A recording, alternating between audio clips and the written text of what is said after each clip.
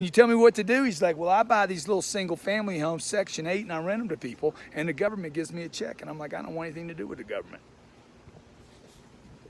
So I started checking out real estate. How can I own real estate, control real estate, use the cash I have in the bank to buy a piece of real estate and have enough tenants pay me a check every month?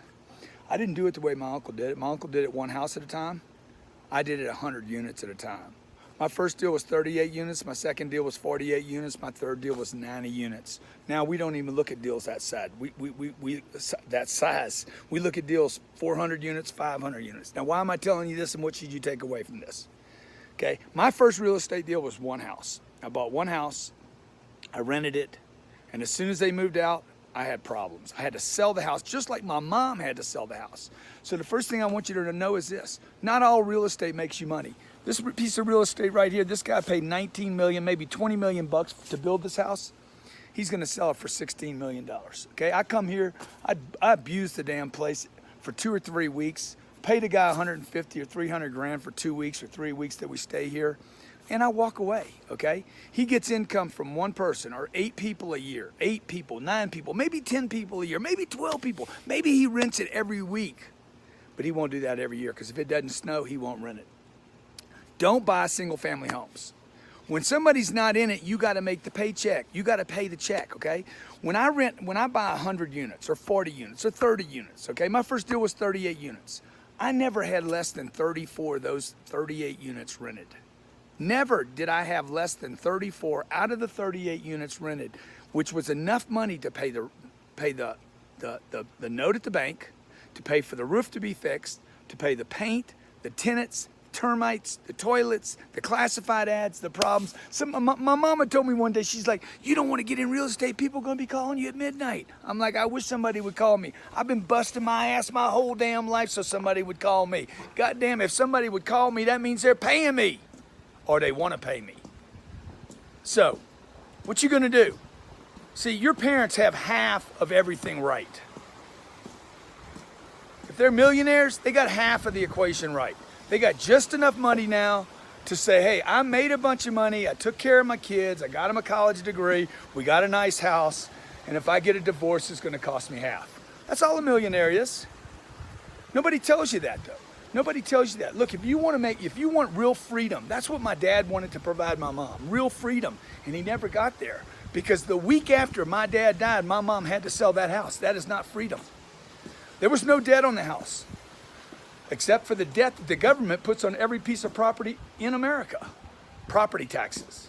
Okay, and if you can't pay the property taxes, if you can't pay for the landscaping, if you can't pay to have the lawn mowed, the snow to be picked up and moved, okay, the paint to be fixed, the cedar shake that's gonna fall off this place, the roof that's gonna get damaged over some period of time, if you can't fix all that, it's coming out of your pocket, you're gonna be worried when you go to sleep at night. That's why I buy apartments and office buildings, because they provide income from multiple tenants at one piece of property. It could be 100 units, 200 units, 500 units. The bigger, the more units, the more protection you get, okay? Listen to what I'm telling you. That's one unit. Big, nice, big ass, badass house, right? Beautiful. Okay, I'm gonna give them 200 grand, 300 grand. I'm gonna walk away from this place, okay? That one section of the roof over there could cost him 300 grand 1 year. And it will, by the way. That roof will not last forever. It's got a 25-year life. He's got plumbing issues here. He's got electrical, heating in the floors. Okay, you know the bridge is gonna be a problem. We got water fountains, swimming pools. That swimming pool's been at 106 degrees since I got here. I'm like, crank that bad boy all the way up. Who do you think's paying the utility bill here? Not me. So look, not all real estate makes you money. The real estate that makes you money is the real estate that produces income every month. Positive cash flow. Cash flow is the holy grail.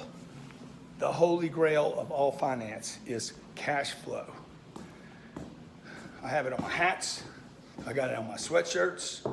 Cash flow is why you want to be involved in real estate. Not pride of ownership. Not, oh my God, I got the best location. Not, oh wow, look at my house and look at my swimming pool and look at this and look at that. Look, man, cash flow is not bragging rights. Cash flow is financial freedom. Cash flow is so you and your family can sleep at night. Cash flow is so that you If you got a great job or a second great job or you own your own business, you don't have to keep busting your ass every day. What happens when you get sick? What happens when the marketplace changes? What happens when the piece of technology comes along and wipes out your business? Nothing's going to wipe out the fact that people have to have a place to live. People need a place to rent. People need a warm place to go at night. That's why we focus all our cash flow properties. We focus on $800 to $1,500 a month rents in great markets like Houston, Orlando. We would even look in Salt Lake City. I'm looking at property down here in Salt Lake City right now. We're in Park City right here. This is Deer Valley, actually. See all these homes right here? This guy, he's got 15 million bucks in this house. That's not an investment. That's dead money. That's dumb money, okay? That's some rich dude. Him and his wife found the house. Oh my God, we love this place. And they built it. They got money to throw away, okay? Doesn't mean it's a good deal. A good deal is this. Pays you every month. The banks don't pay you every month. Your stocks don't pay you every month. Get investments that pay you every month. Bitcoin does not pay you every month. It's not freedom. It does not provide you with financial freedom. It does not provide you with financial freedom of worry. I don't want to worry. There's too much drama in life already, man. The last thing I want to do is worry about the damn money. Okay? So my advice to you is this. Get involved in income producing, cash flow positive real estate. Don't build it, buy it. Don't build it, buy it. Stay away from the government. Leave the government Section 8 programs alone. They're nothing but problems. Number 3, stay away from single family homes. They're losers. Okay, number 4, duplexes and quadplexes, sixplexes and eightplexes. Leave them alone. They have the worst foreclosure record of all real estate. Leave them alone, okay? Your first purchase should be at least 16 units, preferably 32. And you'll have to look at 100 deals. You'll have to look at 100 deals to find 2 that make sense today, okay? Then you go to the bank, you get a loan for 65 to 75% of the purchase price. Let's say you found 32 units, cost you $3 million, you put 800 grand down and borrow $2.4 million. And you're gonna keep that bad boy for the next 10 or 15 or 20 years, and you're gonna double or triple your money. If you don't know how to do it, this makes sense to you? Made sense to me, man. I read all those books about all the tycoons, the JP Morgans, the Rockefellers, they all ended up with real estate. Funny thing is, all the real estate they owned produced income, all of it. Okay, Ray Kroc. Ray Kroc's play on McDonald's was not the hamburgers, it wasn't the recipes, it was the real estate. Control the real estate, you control the income, then you got the cash flow. And cash flow is the holy grail. It is the holy grail. Amazon is a cash flow company, okay? Netflix, cash flow company. Cash flow companies will always be more valuable than those that don't produce cash flow. So the way for you and I to do that, see, if my mama would have sold the house and started buying apartments the week after my dad died, my mom would have been a multi-millionaire. She probably would have been worth $20 or $30 million. Instead, my mama worried for the next 40 years about the little bit of life insurance money my daddy left. See, your parents only know half the truth, folks. They know how to make money. They know how to save money. Most of them know how to save money. But they don't know how the third piece. They don't know how to produce the income. I remember my mom telling me, you want people calling you? You want people calling you at night? I said, man, I wish they would call me. That's the dumbest thing I ever heard, Mom. She told me, she said, don't get involved in real estate. Something bad's gonna happen. Something bad's gonna happen if you don't get involved in real estate, folks. You need the income next month, the following month, next year, the following year. Imagine that every month you got a paycheck from 5,000 units. Do the math.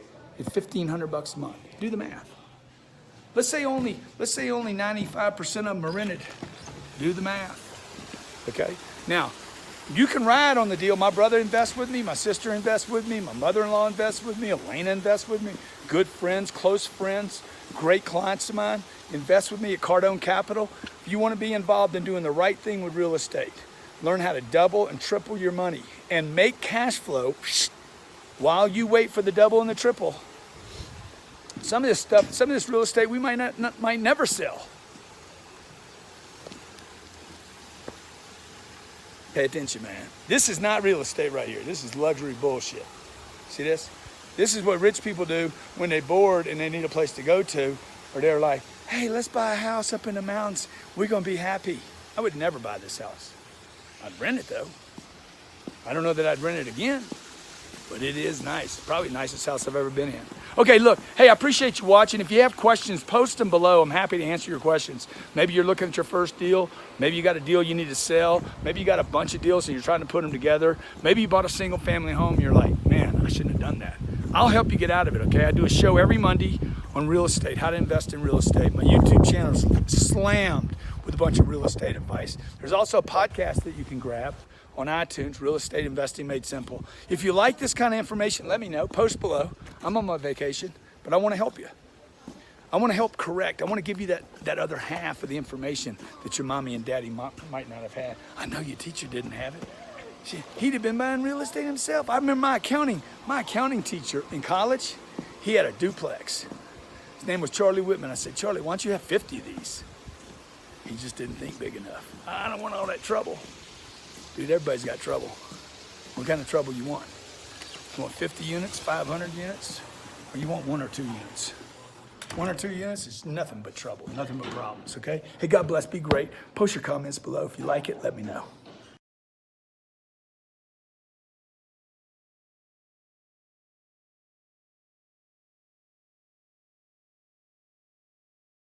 How you like living here? Like why? Why do you love it? See, the people in a place know everything. Yeah. What do you do for work? I'm a teacher. Yeah. What do you teach? I'm a world history teacher and wrestling coach. Oh, awesome, man. I saw you doing your push-ups, man. How many did you get in? I'm just doing sets of 25 right now, so. Awesome, man. Okay. How long did you sign a lease for? We just signed our 2nd year late lease. Yeah. How many months they give you free? You know, 12 month lease. Yeah. There's options. Yeah. Okay. There's, if you want a place like this, there's so many. Yeah, I know. From like, I mean, so nice to Yeah. decent. Beautiful. Thank you. Be great, man. See, look, man, I can get any of these people to talk to me. Okay. Now I'm gonna go in the neighborhood. Okay. Look at this little lot right here. This is what I was telling you about. Okay. See, in Houston, the zoning. You see, because Houston's like, hey, we let people do whatever they want to do. It's got that kind of that conservative, Republican. Let people do whatever the hell they want to do, man. They want to build a filling station. That's kind of a problem, okay? Now that the city's grown over the last 50 years, you got more control, but you still do get a little sporadic stuff like a dumbass lot empty right here. Always a truck in front of it. Shit. That makes me happy. I'll bet you for every family of 2 people in Houston, there's 3 trucks. I'm sure there's some fact on that. So what I want to do is find out what these homes cost, okay? See these homes right here, these townhomes? Hey, man, can you do me a favor? What's this neighborhood like, man? I'm looking at getting an apartment right over here. It's great, man. It is? Yeah, you see me walking around, so. Yeah. Yeah, it's pretty nice out here. Yeah. You own a house here? Or I you stay in rent? these apartments, also West End. Yeah. How do you like those apartments? Yeah, they're nice. What do you they're pay? nice. What do you pay there? I'm paying about 12.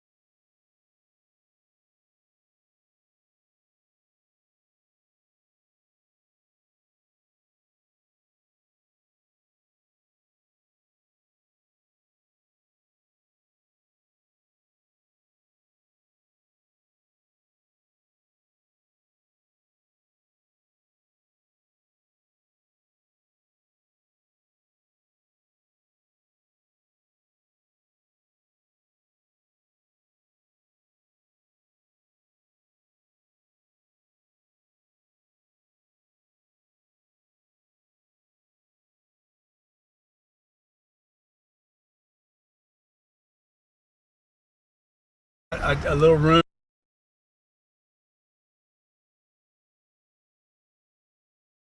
Are you an accredited investor with $350,000 in the Room to walk. Yep.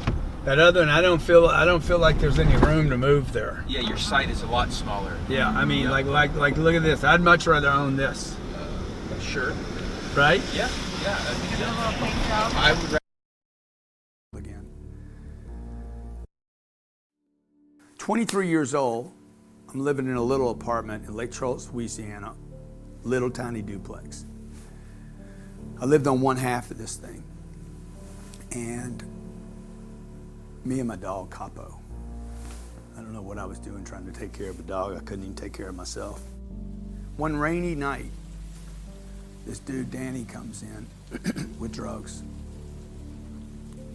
Another day where I said, I'm gonna quit today. Now it's 11 o'clock at night. I didn't quit. 10 times I failed again. Danny leaves the house, and when Danny leaves the house, I didn't know, but he set it up to rob me and be right here, okay? I had a plate in my hand. I had something to eat, and I had a plate when I walked Danny to the door. And this guy had to be this big, hovered over me with a gun in my face. And when he did, my reaction was to hit him with the plate in the face. You know, I broke this plate. It was an unbreakable plate, one of those plates you can't break.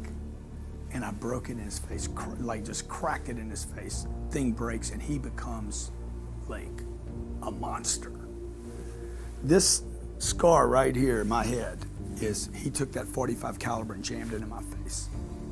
Like, I don't mean jammed it, I mean cracked me right here in the forehead. My life changes now. I'm getting ready to get cracked so many times here.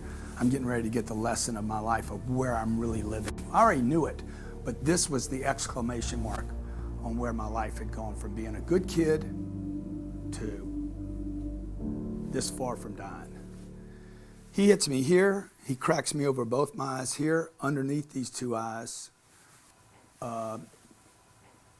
What's the word? Incapacitates both my arms, because he takes and chops them both behind the elbows so you can't use your arms. Like literally, I'm walking around, I can't move my arms, blood's coming down. Every wall in this apartment, in this room, and the ceiling has blood on it. They ransacked the house, robbed me of a little bit of money, and literally leave me on the floor for a dead man.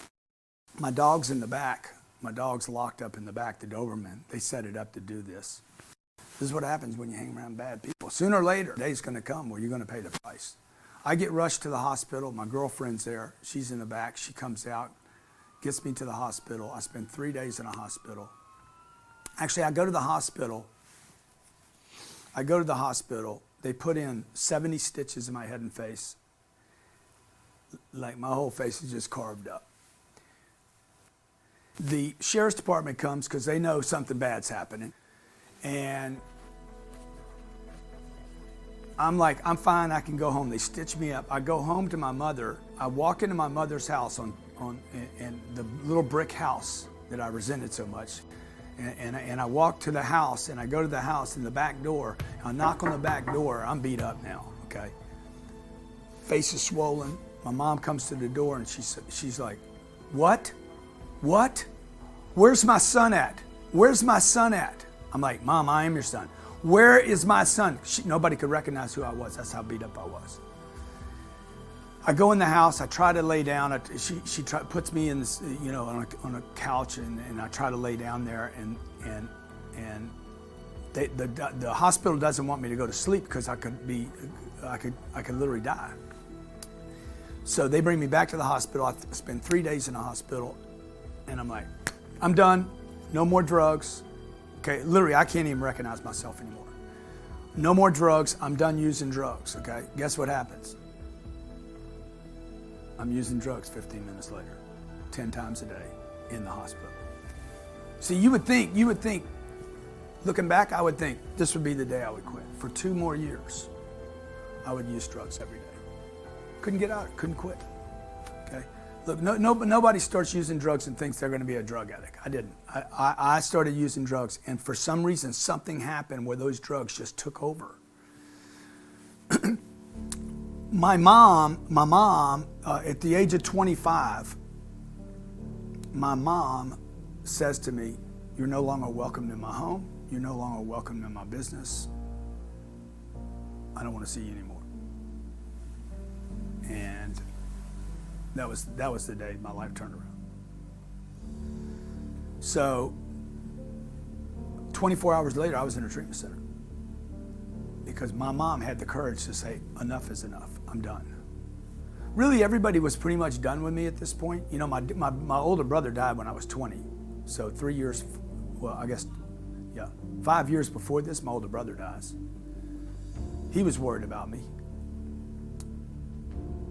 All I know at this point, I lost my dad when I was 10, I lost my brother when I was 20, I lost, you know, I gave up my career and maybe I'm gonna be a baseball player to drugs. I've lost 5 or 6 jobs now, and I'm a loser, dude.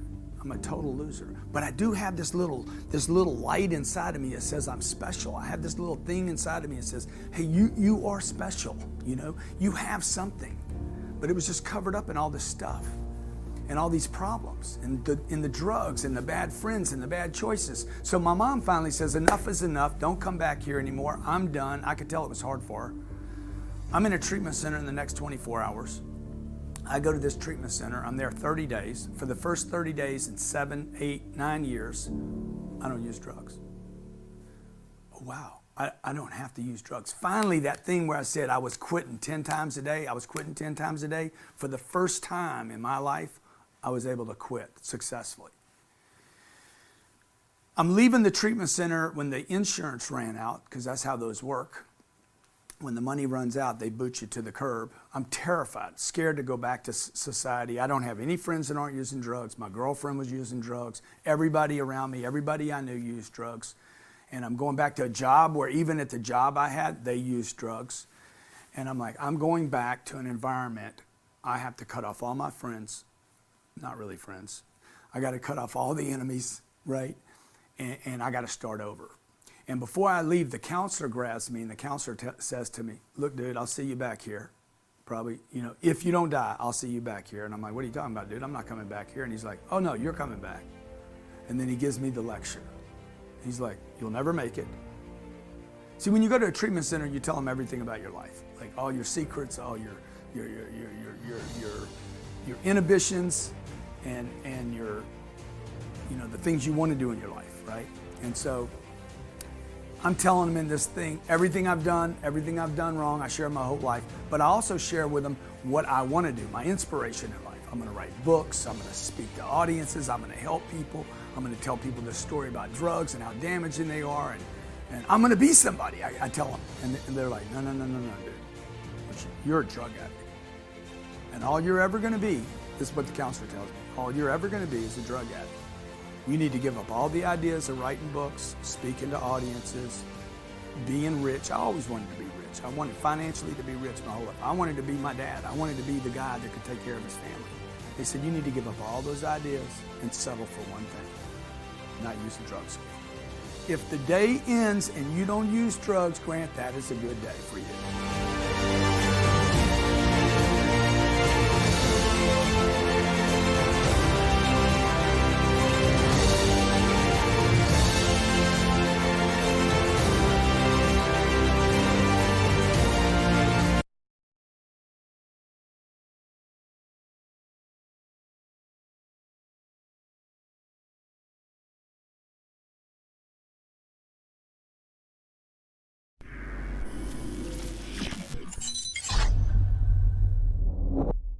So then 2007 hits.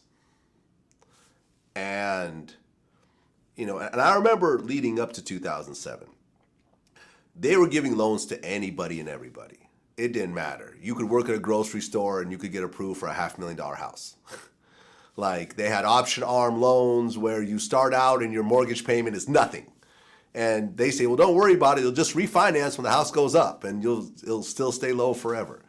And then everything unraveled in 2007. Yeah. How did that hit your business? You had a lot of property.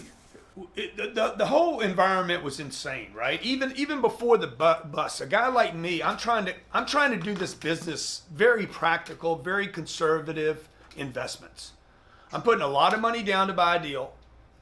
So if a deal's $8 $8 million. I'm putting $2.4 million down. I got my buddies. My buddies are buying an $8 million deal, taking 800 grand out. And I'm like, what are you guys doing, man? This is insane. Well, you should be doing it too. I said, dude, there's nothing about this that makes sense except that it's too easy. And so, everybody was doing this. Okay. Now, this reminded me of my drug days, when I couldn't say no to something. And to me, it's like you have to say no. If you want to create wealth for yourself, there's things you have to say no to. I didn't lose one piece of property in 2007, 8, 9, 10. I never lost anything. Every one of my friends that did this nonsense lost everything they had. I had a bank. I owed $50 million to a bank. The bank went under. Okay? Because they participated in the foolishness. Now, here's the problem with that. When you're in a bar and the place goes insane, it doesn't matter whether you're carrying a gun or drinking or doing foolish stuff or not. If you're in the mass hysteria of insanity, you're gonna get beat up. And I was in all this, right? So first thing that happens is the bank collapses. New bank comes in and says, we need our money. I'm like, the money's not due for a couple years. Yeah, no. You violated this agreement and that agreement. I'm like, what? Technical default. I never even heard that term. It's a technical default on the loan because your net worth changed. I'm like, what? He's like, the value of the properties are down. I'm like, dude, the value of the entire universe went down. So they're trying to squeeze people that had money, because the people that didn't have money were folding so fast. The banks couldn't keep up with it. The second thing that happened to me is one of my idiot friends, Ralph, calling you out right now. I hope you hear this, you and Shamali. These guys sue me for $60 million because I was taking an interest in possibly buying their business. Found out that they were doing all these shenanigans, lying to the bank, false reporting, pulled out of the deal. They claimed that I ruined their business when the truth is their business was going to go down anyway. So I got a $60 million lawsuit. I owe $50 million to the banks. You can't sell anything. My other two businesses have been literally cut in half, maybe cut by 2/3. I was living in Los Angeles, about to have a baby, my first baby, just got married, told my wife, I said, we can't spend one penny on anything. And I have no idea how long this is going to last. So it didn't, financially, it just terrified me, right? Because I realized then, Vlad, how much it takes to really be protected in society today. Because you don't know these things are going to happen. Well, yeah, I mean, like I always say, it's much easier to make money than to keep your money. And the more you have to protect yourself. Yeah. Against lawsuits, against scammers, people trying to steal from you, legally and illegally. Yeah. So you're going through this at this point. People are suing you and the bank is messing with you. But you have all these properties and people are still paying rent every day, every month. And you know what? I cash flowed every month. So the thing that protected me was when the bank said, hey, you need to pay off. I said, hey, this is where no education prepares a person for this kind of activity. And one of the things that I didn't know was, that car sales career that I hated prepared me to be a brutal negotiator.